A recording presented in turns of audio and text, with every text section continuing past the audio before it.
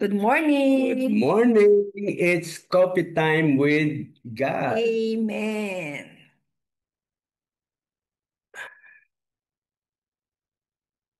Okay, our gospel reflection for today, come to me and rest.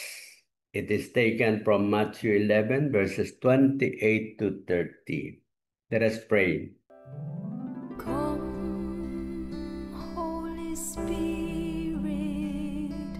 I need you. Come, Holy Spirit, I pray.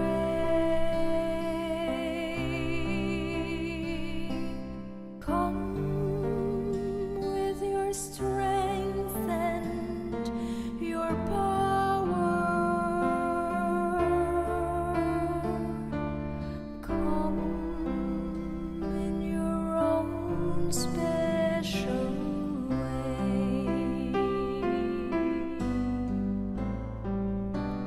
Come like a spring in the desert.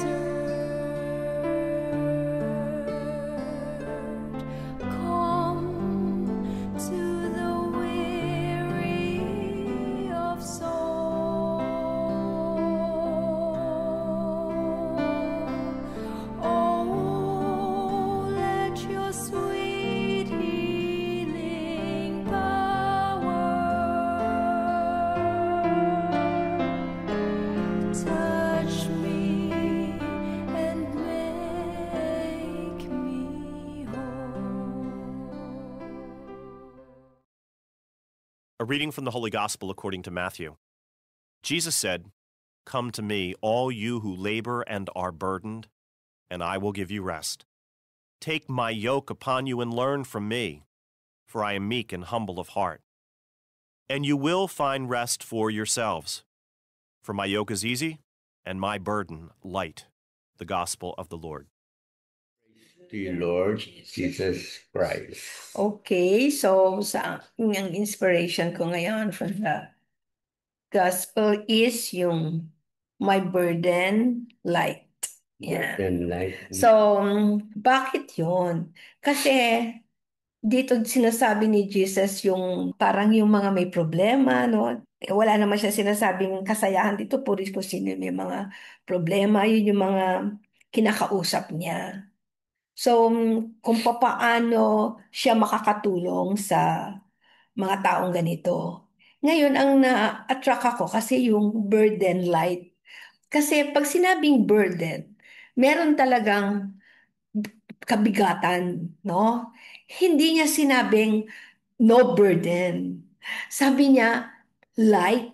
Ibig sabihin, parang sinasabi dito, hindi mawawala yung burden, but I will make it light for you. So, yun yung natuwa ako. Kasi, ibig sabihin, pinapagaang. Yun lang naman ang kailangan natin maging magaang. And kakayanin natin. Amen. Okay, so ang sinasabi mo, ito yung isang parang desire ng ating Panginoon. Kasi sabi mo nga, hindi naman niya pinangako na walang burden ang buhay eh. Hindi niya Yeah. pinangako magaang ang buhay. Talagang mahirap. So, ang kanyang pinapangako is that pinagagaang niya yung daladalahin natin. So, marami siyang paraan para pagawin yun eh. Okay. Amen. Ikaw. Ako naman, rest. Ganon din.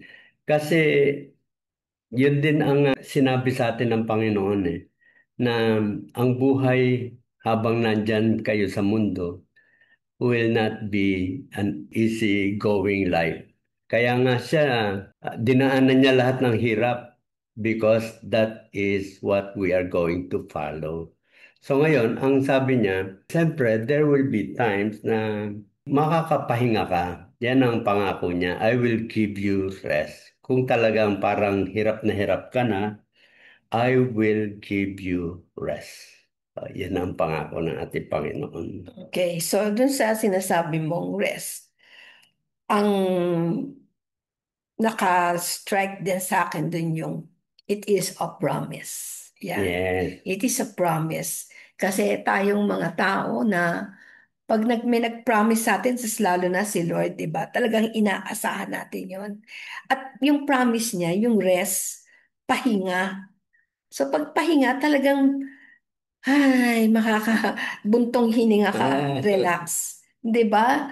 Salamat, Lord. Parang ganon. Amen. Okay. Okay, so yung Sige. message sa akin, sa atin pala, yung, yung burden and rest, ano yan parang opposite, no? Di ba? Pag sinabi mo may burden, tapos may rest. Mm-mm. Pinapakita lang na walang imposible kay God. No? Meron ka mang burden, tapos dahil sinabi niya, I will make it light, kaya makakapahinga ka. Yun. So ngayon, babalikan lang natin yung sinasabi natin na if we want to follow the Lord, pick up His cross and follow me. Mm. Ito yung kaduktong. My burden is light. Ibig sabihin, kahit buhat-buhat mo yung cross, kasi sabi niya, pick up your cross, ibig sabihin tayo magdadala. Magugulat tayo, dala-dala natin, pero magaang. Yon, hindi nawala, kundi dala-dala. So talagang ano si Jesus consistent, Mm. no? Nung sinabi niya pick up your cross, dito sabi niya my burden is light. Hindi niya talaga inaalis sa atin yung mga problema. Bakit? Ako ito yung message, isa pang message sa akin. Kung bakit tayo may problema. Kasi ito yung makakatulong, ito yung blessing in disguise. Ako para sa akin blessing in disguise sa akin yung mga problema ko. Kasi ito yung nakaka-change ng character ko. No, like yung pagiging pilay ko, yung career ko hindi ko nakuha, naging humble ako. Kasi for all you know, hindi ko alam na baka pag naging doktor ako, syempre, baka yumabang ako, baka makalimutan ko yung pamilya ko, no, maging career-oriented ako. So, hindi ko alam yun. Pero si Lord, alam niya kung ano yung nakakabuti sa akin. So, yung ganun din sa pagiging pilay ko kasi maarte ako eh.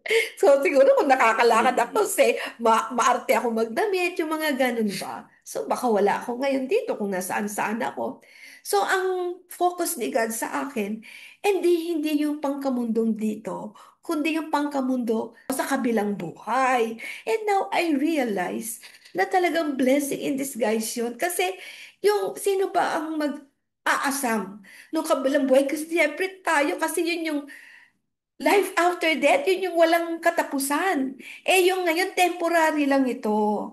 So kailangan maging maayos yung buhay ko dito para makapunta ako doon. At madala ko rin yung aking mga loved ones na naiwan dito. Kasi pag nandun ako, mapagdadasal ko sila lalo, mababantayan ko sila. So yan po talaga yung nagiging excited ako. Weird ano? Excited mamatay. Weird ano? Pero ibig ko sabihin, kasi looking forward tayo sa promise ni God. Yan. Amen. Alam mo, sa totoo lang, ang ganda rin ng design ni God eh. Pagkakuan, ang buhay natin temporary dito sa mundo. Pilgrims tayo eh. Dito tayo hinuhubog, dito tayo parang tinetest yung ating katapatan sa Diyos. So, dito mahirap ang buhay. And then, yung reward naman, pagdating mo sa kabilang buhay at nalampasan mo yung hirap dito at hanggang sa dulo, ay talagang napakasaya talaga. Yes. 'Di ba? Para yun sa mga sports, hirap sila para manalo. Pagka hirap na hirap, talagang sobrang saya mo naman pagka nanalo. Pagkayang-kaya, parang okay lang, di ba? So, ganun ang parang inihanda ng ating Panginoon yung ating journey. Una ang hirap, and then dun sa reward niya in heaven, sobrang saya. So Yeah. anyway, yung sa akin, kahit tutuloy ko lang, kasi nga, nung tayo ay dinala na rito sa mundo, no? Nagkaroon na tayo ng buhay dito sa mundo, hindi niya sinasabing masaya ang buhay ninyo dyan. Lagi niyang sinasabi, kung ano yung aking pinagdaanan, yan din ang inyong dadanasin. Kaya lang, siya naman kasi, alam niya kung talagang mahirap, alam niya kung kakayanin natin. And kung tutuusin, lahat ng ibinigay niya sa atin, kaya natin yan. Minsan lang, nagdududa tayo. Or minsan, mayabang tayo, ayaw natin humingi ng tulong sa Kanya. Ayan, no? Hiningi niya, sabi niya, come to me kung talagang nahihirapan ka na, and I will give you rest. Yung rest na yun, sabi nga, buntong hininga lang, that's enough. Para maging pahinga mo na yun. Di ba? Parang minsan nga, parang hirap na hirap ka pagka yung nakaisip ka lang ng konti. Yung parang gumaang na yung iyong pakiramdam. And that is how yung kapangyarihan ng ating Panginoon, just a second, split second, talagang nakapahinga na tayo. And that is enough to move on. Yan. Yan. Kaya nga yung mga magandang pag-asa to, doon sa mga merong talagang problema na sobra talagang hirap ng problema. Kaya nga meron tayong ganito para gumaang. Kasi hindi po mawawala yung problema. Pero kailangan tayong magtiwala kay God. Kasi pag hindi talaga tayo nagtiwala, walang mangyayari, no? Ganyan ka na lang, gusto niyo ba na malungkot ka na lang lagi, nagwo-worry ka na lang lagi sa future mo? Normally, it's the future ang pinag-worryan. Biro mo future, ah. Eh si God ang nakakaalam ng future natin eh. So, ba't ka magwo-worry? Bahala si God. To, diba? Eh kung kunyari, mawawalan ka ng bahay, eh Lord, gusto mo yan? Sige, I am ready. Parang ako, Lord, forever na ba akong nakahiga dito sa kama? Umiiyak ako kasi sino bang may gusto nun? Pero Lord, wala akong magagawa. Eh kung yan ang para makapunta ako sa langit, eh tatanggapin ko. O, di ba? So, kung ang kalooban ko sa kanya na lang ako nakaasa, kasi wala naman ako magagawa eh. Mm. 'Di ba? Eh, anong gagawin ko? Umiyak na umiyak? O magmukmok? Maloka? O magpakamatay? Eh, saan ako pupunta? Di yung demonyo yung masaya, 'di ba? Eh, gusto kong pumunta sa langit. So, titiisin ko. Titiisin ko yung hirap. Kasi yun yung grasya na makakapagpapunta sa akin sa langit. Kaya sana yung mga may mga problema na talagang sobrang hirap, no? Eh ako, hindi ko akalain kung sa tingin niyo sa yung aking nangyari sa akin eh madali ah. For life yung sa akin, puro for life yun hanggang ngayon. Dala-dala ko.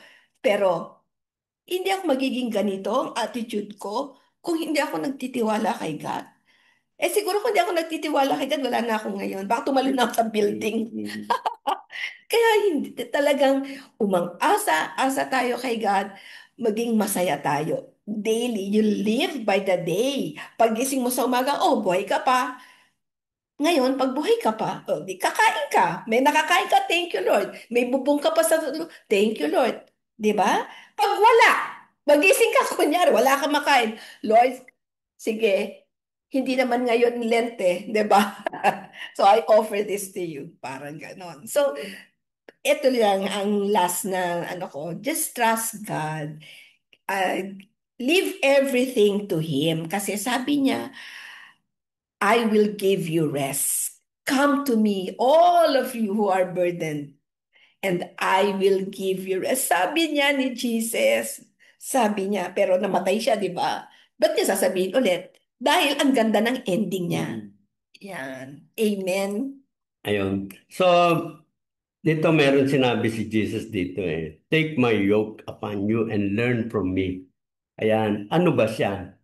Meek and humble of heart. Yan. Ayan. Minsan ang nagpapabigat because of our pride. Yan. Yes. Ayan ang Tama. nagpapabigat. Kaya minsan parang hirap na hirap ka. Hindi ba tayo? Meron tayong mga binibigyan ng marriage preparation, yung ikakasal. Sa kapihan, sa inaasahan natin, yung mga nag-volunteer, ay talagang gagawin nila yung lahat because they are serving you, hindi yung mga tao.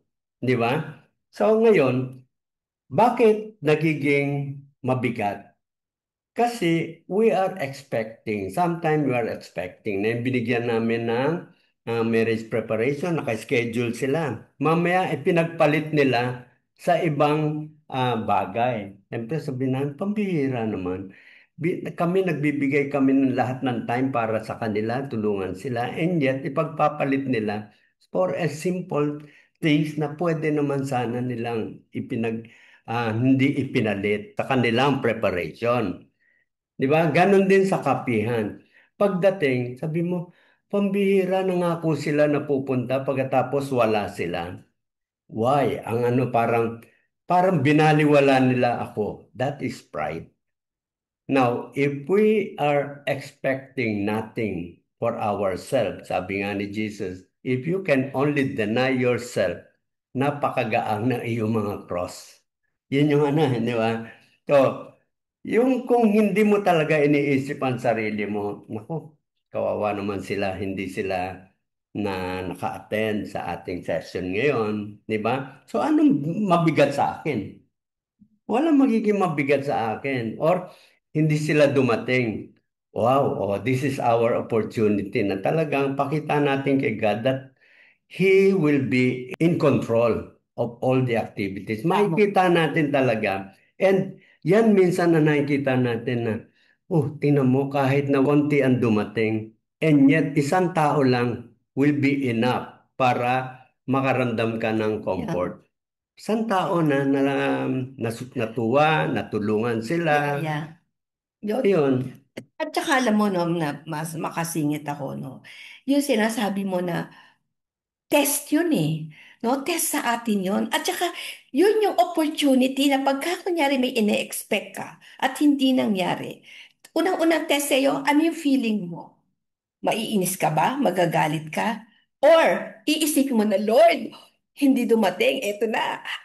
Tulungan mo na kami dito. Nakikita ko, may gagawin ka. Excited ka dapat kasi. Yeah. Basta mainis ka, excited ka kasi dito si Lord gagalaw. Yan. Kasi pag hindi ka naging excited at nainis ka na dahil hindi dumating, no? Wala na. Clouded ka na, hindi mo makikita yung kilos ni God. Oh, yes. Pag positive yung isip mo na si God ang, kasi binigay mo na kay God, this actually, it is the work of God. That is the mission. Servant lang tayo. Trabaho ni God yun. Gusto ba ni God na mapumalpak yung kanyang trabaho? Siyempre hindi.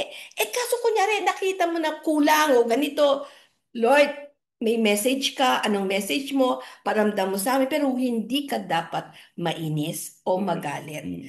But siyempre sabihin naman na iba, siyempre tao naman tayo, Sister Malume.